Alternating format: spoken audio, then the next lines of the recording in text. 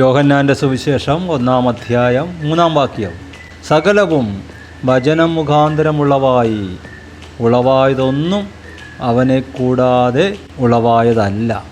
ഉൽപ്പത്തി പുസ്തകം 1 ചേർത്ത് വായിച്ചാൽ, ആദിയിൽ ദൈവം ആകാശവും ഭൂമിയും സൃഷ്ടിച്ചു. എലോഹിം എന്ന വാക്കാണ് അവിടെ ഉപയോഗിച്ചിരിക്കുന്നത്. ദൈവത്തിന് പിതാവായ ദൈവം, പുത്രനായ ദൈവം, പരിശുദ്ധാത്മാവായ ദൈവം സൃഷ്ടിച്ചു. എന്തെല്ലാം സൃഷ്ടിച്ചു? വെളിച്ചത്തെ സൃഷ്ടിച്ചു. 2-ാം ദിവസം ആകാശത്തെ സൃഷ്ടിച്ചു. 3-ാം ദിവസം ഫലം കായ്ക്കുന്ന വൃക്ഷങ്ങൾ, സസ്യങ്ങൾ മുളപ്പിച്ചു. 4-ാം ദിവസം ആകാശമണ്ഡലത്തിലെ നക്ഷത്രങ്ങളും സൂര്യനെയും ചന്ദ്രനെയും സൃഷ്ടിച്ചു. 5-ാം ദിവസം ജലജന്തുക്കളെയും പർവ്വജാതികളെയും സൃഷ്ടിച്ചു. 6-ാം ദിവസം കന്നുകാലികളെയും മൃഗങ്ങളെയും മനുഷ്യനെയും സൃഷ്ടിച്ചു. 7-ാം ദിവസമോ? 7-ാം ദിവസം ദൈവം റെസ്റ്റ് എടുത്തു. അതിൻ്റെ യഥാർത്ഥ അർത്ഥം എന്താണ്? പിതാവായ ദൈവം പുത്രൻ തമ്പുരാനെ എല്ലാം ഏൽപ്പിച്ചു, വചനത്തെ ഏൽപ്പിച്ചു. വചനം ഈ സകല സിസ്റ്റത്തെയും, ഒരു കമ്പനി ഉണ്ടാക്കിയിട്ട് അപ്പൻ മകനെ ഏൽപ്പിക്കുന്നത് പോലെ ആകാശത്തിലെ നിയമങ്ങൾ, ഭൂമിയിലെ നിയമങ്ങൾ, മഴ, ഇടിമിന്നൽ, കാറ്റ്, സമുദ്രം, സകല ജീവജാലങ്ങൾ എല്ലാറ്റിനെയും വചനം അപ്ഹോൾഡ് ചെയ്യുന്നു, താങ്ങുന്നു. എബ്രായ ലേഖനം 1-ാം അധ്യായത്തിൽ അത് എഴുതിയിരിക്കുന്നു. സകലത്തെയും തൻ്റെ ശക്തിയുള്ള വചനത്താൽ താങ്ങുന്നവൻ. കണ്ടോ നമ്മുടെ യേശു എത്ര വലിയവൻ, ശക്തിമാൻ, സർവശക്തൻ, അത്യുന്നതൻ. ആ വചനമാണ് നമ്മൾ ഉപയോഗിക്കുന്നത്. ആ വചനമാണ് ബൈൻഡിട്ട ഈ പുസ്തകത്തിൽ വളരെ സിമ്പിളായിട്ട് ഇപ്പോൾ നമുക്ക് ലഭ്യമായിരിക്കുന്നത്. ആ വചനം പരിശുദ്ധാത്മാവ് വെളിപ്പെടുത്തി തന്നാലല്ലാതെ നമുക്ക് ഉപയോഗമായി വരുന്നില്ല. അതുകൊണ്ടാണ് എല്ലാവർക്കും അത് ഉപയോഗിക്കാൻ പറ്റാത്തത്. അല്ലാത്തവർക്കൊരു സാധാരണ പുസ്തകം, അല്ലെങ്കിൽ കുറച്ച് അറിവ് തരുന്ന പുസ്തകം, അത് ഉപകാരമായി വരുന്നത്, അത് ഇന്നും സൃഷ്ടിപ്പ് നടത്തുന്നത്, ഇന്നും അത് സകലത്തെയും താങ്ങുന്നത്, ഇന്നും അത് മനുഷ്യന് ശരിയും തെറ്റും വഴിയും പറഞ്ഞു കൊടുക്കുന്നത് പരിശുദ്ധാത്മാവ് പ്രകാശിപ്പിച്ചു തരുമ്പോഴാണ്. യോഹന്നാൻ്റെ സുവിശേഷം 1-ാം അധ്യായത്തിൽ അത് എഴുതിയിട്ടുണ്ട്. വചനത്തിൽ ജീവനുണ്ടായിരുന്നു, ജീവൻ മനുഷ്യരുടെ വെളിച്ചമായിരുന്നു. വെളിച്ചം ഇരുട്ടിൽ പ്രകാശിക്കുന്നു, ഇരുളോ അതിനെ പിടിച്ചടക്കിയില്ല. എന്ന് പറഞ്ഞാൽ സകലവും, സകല ജീവജാലങ്ങളും സൃഷ്ടികളും വചനത്താലുളവായി. വചനത്തിൽ ജീവനുണ്ടായിരുന്നു. ആ ജീവൻ മനുഷ്യനെ സംബന്ധിച്ച് വെളിച്ചമായിരുന്നു. എന്ന് പറഞ്ഞാൽ ആകാശത്തിനൊരു മെസ്സേജ് പറയാനുണ്ട്, ഭൂമിക്ക് തരാനുണ്ടൊരു മെസ്സേജ്. പറവകൾക്കും വയലിലെ താമരയ്ക്കും മെസ്സേജ് ഉണ്ടായിരുന്നു. അത് കർത്താവ് പറഞ്ഞല്ലോ, വയലിലെ താമരയെ നോക്കുവീൻ, സോളമൻ പോലും തൻ്റെ സർവ്വമഹത്വത്തിലും ഇവയിലൊന്നിനോളം ചമഞ്ഞിരുന്നില്ല.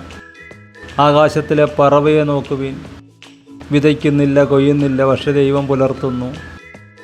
ഗ്രേറ്റായ ദൂതുകളാണ്, മെസ്സേജാണ് പക്ഷി തരുന്നത്, വയലിലെ ലില്ലി തരുന്നത്. അത് മനുഷ്യന് വെളിച്ചമായിരുന്നു. റോമാലേഖനം 1 നമ്മൾ കാണുന്നു, ഈ വചനം പ്രസംഗിക്കുന്നതിനൊക്കെ മുമ്പേ പ്രകൃതി പ്രസംഗിച്ചിരുന്നു. ആ പ്രകൃതിയുടെ പ്രസംഗത്താൽ മനുഷ്യന് മനസ്സിലായി ഒരദൃശ്യ ശക്തി ഉണ്ട്, ദൈവമുണ്ടെന്ന് ബോധമുണ്ടായി മനുഷ്യന്.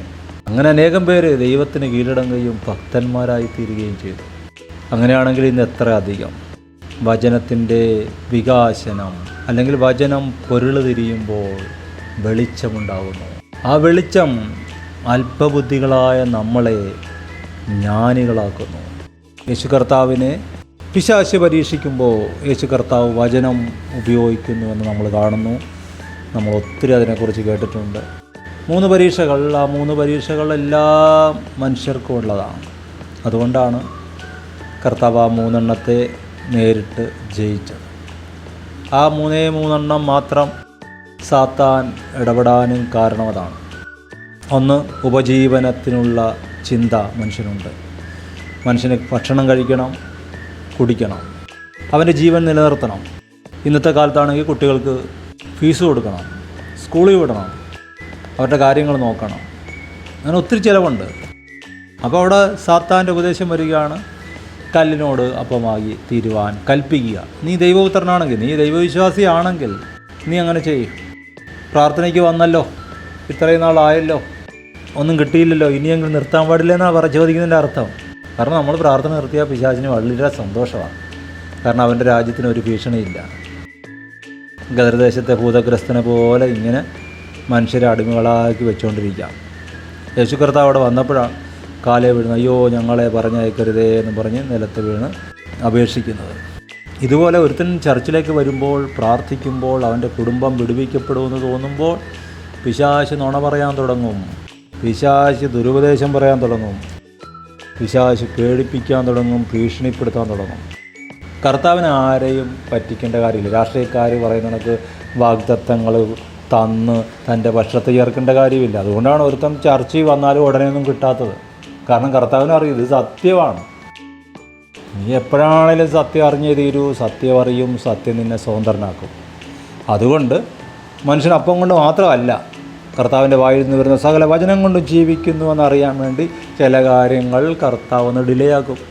വന്ന ഉടനെ നിനക്ക് കാറും വീടും ബംഗ്ലാവും തരാൻ കർത്താവിന് പറ്റാഞ്ഞിട്ടല്ല, കൊച്ചിന് പഠിക്കാനുള്ള ഫീസും ചേർക്കാനുള്ള കോളേജും കർത്താവിന് കാണിച്ചതിനെ അറിഞ്ഞുവിടാഞ്ഞിട്ടുമല്ല. പക്ഷെ നീ ഇത് പഠിക്കണം. മനുഷ്യനപ്പം കൊണ്ട് മാത്രമല്ല, ദൈവത്തിൻ്റെ വായിൽ നിന്ന് വരുന്ന സകല വചനം കൊണ്ടും ജീവിക്കുന്നുവെന്ന് അറിയേണ്ടതിന് അവൻ നിന്നെ വിശപ്പിക്കും, ദാഹിപ്പിക്കും, ആവശ്യങ്ങളുടെ മുഖത്ത് നിന്നിടും. രണ്ടാമതോ, ആലയത്തിൻ്റെ മുകളിൽ കയറ്റിയിട്ട് സങ്കീർത്തനം പറയുകയാണ് സാത്താൻ. കണ്ടോ, വചനത്തിൽ നിന്ന് തന്നെ ദുരുപദേശം കൊണ്ടുവരിക, പറ്റിക്കാൻ നോക്കുക. ആരായിരിക്കും വചനം പറയുന്നത്? അപ്പോൾ വെളിച്ച ദൂതൻ്റെ വേഷത്തിൽ സാത്താൻ വരും, വചനം പ്രസംഗിക്കുന്നവൻ്റെ വേഷത്തിൽ പിശാച് വരും. അതാണ് വലിയ ചതി. ശിശുക്കളായവരെ, വിശ്വാസത്തിൽ ബലഹീനരായവരെ പിശാച് വചനം പറഞ്ഞ് കെട്ടിക്കളയും, ബന്ധിച്ചു കളയും. അവരോട് ദേ ഇങ്ങനെ എഴുതിയിട്ടുണ്ടല്ലോ എന്ന് പറയും. സത്യമല്ലേ, എഴുതിയിട്ടില്ലേ? നീ ചാടുക, നിൻ്റെ വഴികളിൽ നിന്നെ കാത്തുപരിപാലിക്കാൻ ദൈവം തൻ്റെ ദൂതന്മാരോട് കൽപ്പിക്കുമെന്നും നിൻ്റെ പാദം കല്ലിൽ തട്ടാതെ അവർ നിന്നെ കൈകളിൽ വഹിക്കുമെന്നും എഴുതിയിരിക്കുന്നല്ലോ. 91 സങ്കീർത്തനത്തിൽ ഇതേ എഴുതിയിരിക്കുന്നത് പറഞ്ഞ് കാണിച്ചു തരിക. ബലഹീന വിശ്വാസികളെ അപ്പം തന്നെ ഇങ്ങോട്ട് ചാടും, അതോടുകൂടെ കാര്യവും തീരും. അനേകരങ്ങനെ ചാടി, എടുത്തു ചാടി, വെട്ടിൽ വീണു. ദൈവനാമം നിന്ദിക്കാനിടയായി ഒരു വശം, രണ്ടാമത് അവരുടെ വിശ്വാസത്തിൽ നിന്ന് അവർ പിന്മാറിപ്പോകാനിടയായി. അവരുടെ വിശ്വാസക്കപ്പൽ തകർന്നു പോയി. അപ്പോൾ എന്താണ് ഉദ്ദേശിച്ചത്? ഉദ്ദേശിച്ച കർത്താവിൻ്റെ മറുപടിയിലുണ്ട്. സാത്താൻ്റെ ചോദ്യത്തെക്കുറിച്ച് ചിന്തിച്ച് ഭാരപ്പെടരുത്. കാരണം അവൻ കൺഫ്യൂഷൻ ഇടുന്നവനാണ്. മറിച്ച് കർത്താവ് പറഞ്ഞ ഉത്തരത്തിൽ ധ്യാനിച്ചാൽ അവൻ്റെ ചോദ്യത്തിൻ്റെ അർത്ഥം പിടി കിട്ടും. അതാണ് യഥാർത്ഥ വഴി. കർത്താവ് പറഞ്ഞ ഉത്തരം എന്താണ്? നിൻ്റെ ദൈവമായ കർത്താവിനെ പരീക്ഷിക്കരുത് എന്നും കൂടെ എഴുതപ്പെട്ടിരിക്കുന്നു. നീ ഒരു വചനം കാണിച്ചു തന്നില്ലേ, എന്നാൽ ഇങ്ങനെയും കൂടെ ഒരു വചനമുണ്ട്. ഹല്ലേലൂയ. അത് എവിടുന്ന് കിട്ടി? അപ്പോൾ ഒരു വിഷയം വരുമ്പോൾ പ്രാർത്ഥിച്ചാൽ, ധ്യാനിച്ചാൽ ഈ വചനം കർത്താവ് തരും. യോഹന്നാൻ്റെ സുവിശേഷം 2-ാം അധ്യായം വെള്ളത്തെ വീഞ്ഞാക്കുന്ന ഭാഗമാണ്. അത് യഥാർത്ഥം എന്താണ്? എഴുതപ്പെട്ട വചനത്തെ അരുളപ്പാടാക്കുന്നതാണ്. ഉദാഹരണത്തിന് ആലയത്തെ കർത്താവ് ശുദ്ധീകരിക്കുന്ന ഭാഗം 2-ാം അധ്യായത്തിലുണ്ട്. ആലയത്തിൽ കാള, ആട്, പ്രാവ് വിൽക്കുന്നവരെ, നാണയമാറ്റം ചെയ്യുന്നവരെ യേശു കർത്താവ് പുറത്താക്കി. അപ്പോൾ അവിടെ പരിശുദ്ധാത്മാവ് എഴുതിയിട്ടുണ്ട്, നിൻ്റെ ആലയത്തെക്കുറിച്ചുള്ള എരിവെന്നെ തിന്നുകളയുന്നു എന്ന് എഴുതിയിരിക്കുന്നത് ശിഷ്യന്മാർ ഓർത്തെന്ന്. കണ്ട, യേശു കർത്താവിൻ്റെ ഒരു പ്രവൃത്തി കണ്ടപ്പോൾ അവർക്ക് ഈ വചനം ഓർമ്മ വന്നു. രണ്ടാമത് യഹൂദന്മാർ യേശുവിനോട് ചോദിച്ചു, നീ എന്ത് അധികാരത്തിലാണ് ഇത് ചെയ്യുന്നത്? അപ്പോൾ യേശു പറഞ്ഞു, ഈ മന്ദിരം പൊളിക്ക്, 3 ദിവസത്തിനകം ഞാൻ പണിയും. തൻ്റെ ശരീരം എന്ന മന്ദിരത്തെക്കുറിച്ചാണ് പറഞ്ഞത്. അദ്ദേഹം ഇങ്ങനെ പറഞ്ഞു വന്ന് യേശു കർത്താവ് മരിച്ചിട്ട് ഉയർത്തെഴുന്നേറ്റ ശേഷം ശിഷ്യന്മാർ ഓർത്തു, തിരുവെഴുത്തും യേശു പറഞ്ഞ വചനവും വിശ്വസിച്ചു. കണ്ടോ, തിരുവെഴുത്തും യേശു പറഞ്ഞ വചനവും വെള്ളവും വീഞ്ഞും വിശ്വസിച്ചു. അങ്ങനെ കിട്ടും വചനം, അരുളപ്പാട്.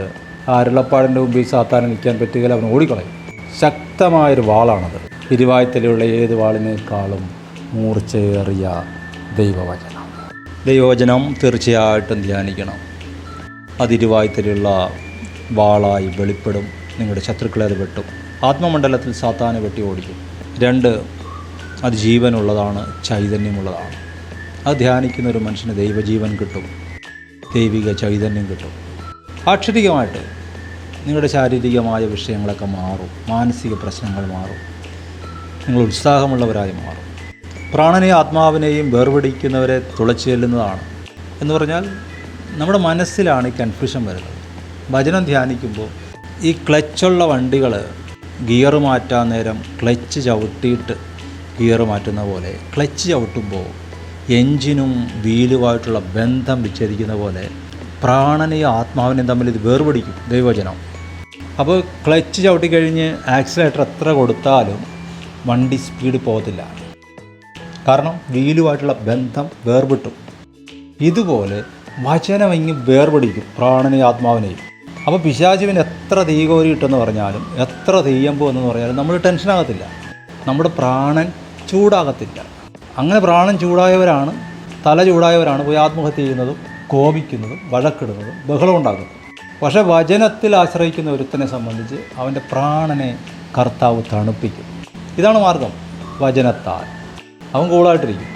തലയ്ക്ക് മുകളിൽ വെള്ളം, വെള്ളത്തിന് മീതെ വള്ളമെന്ന് അവൻ പറയും. മല പോലെ വന്നത് എലി പോലെ പോയെന്ന് അവൻ പറയും. വചനം നിങ്ങളെ ബലപ്പെടുത്തും. നിങ്ങൾക്ക് ശാരീരിക സൗഖ്യം തരും, മാനസിക സൗഖ്യം തരും, ആത്മാവിൽ നിങ്ങളെ ബലപ്പെടുത്തും. മൂന്നാമത്തെ പരീക്ഷ നമുക്കറിയാം. സാത്താനോട് പറയുകയാണ്, സാത്താനെ നീ എന്നെ വിട്ടുപോ, നിൻ്റെ ദൈവമായ കർത്താവിനെ നമസ്കരിച്ച് അവനെ മാത്രമേ ആരാധിക്കാവൂ എന്നെഴുതപ്പെട്ടിരിക്കുന്നു. കർത്താവിനെ ആരാധിക്കുന്നവൻ, ആത്മാവിലും സത്യത്തിലും ആരാധിക്കുന്നവൻ, പൂർണ്ണ ഹൃദയത്തോടും പൂർണ്ണ മനസ്സോടും സർവ്വശക്തിയോടും കൂടെ ആരാധിക്കുന്നവൻ വാഴും. ഉൽപ്പത്തി പുസ്തകത്തിൽ ദൈവം പറഞ്ഞതാണ്, നീ സകലത്തെയും വാഴണം മനുഷ്യനെ, നീ വാണില്ലെങ്കിൽ അത് നിന്നെ വാഴും എന്നുള്ളതാണ് സത്യം. അതുകൊണ്ട് നീ ഒരു നിഷ്ക്രിയനായിരിക്കാനല്ല, ബദ്ധന്മാരെ സ്വതന്ത്രരാക്കാൻ, അടിമകളെ പുറത്തു കൊണ്ടുവരാൻ, രോഗികളെ സൗഖ്യമാക്കാൻ, വിഷണ്ണ മനസ്സായിട്ടിരിക്കുന്നവർക്ക് സ്തുതി എന്ന മേലാട കൊടുക്കാൻ, എന്ന് പറഞ്ഞാൽ അവരെ കൊണ്ട് ആർപ്പിടിക്കാൻ, ആനന്ദഘോഷം മുഴക്കിക്കാൻ യഹോവയുടെ ആത്മാവ് നിൻ്റെ മേൽ വരും, നിനക്ക് ശക്തി തരും, നീ ഒരു അനുഗ്രഹമാകും. വചനം നിന്നെ താങ്ങും. വചനം നീ പറയുന്നതനുസരിച്ച് നിന്നിലൂടെ സൃഷ്ടിപ്പുകളെ നടത്തും. നീ ഒരു അനുഗ്രഹമായി മാറും. അനുഗ്രഹിക്കുന്നു, പ്രാർത്ഥിക്കുന്നു. കർത്താവ് കൃപ നൽകട്ടെ, സഹായിക്കട്ടെ. ആമേൻ.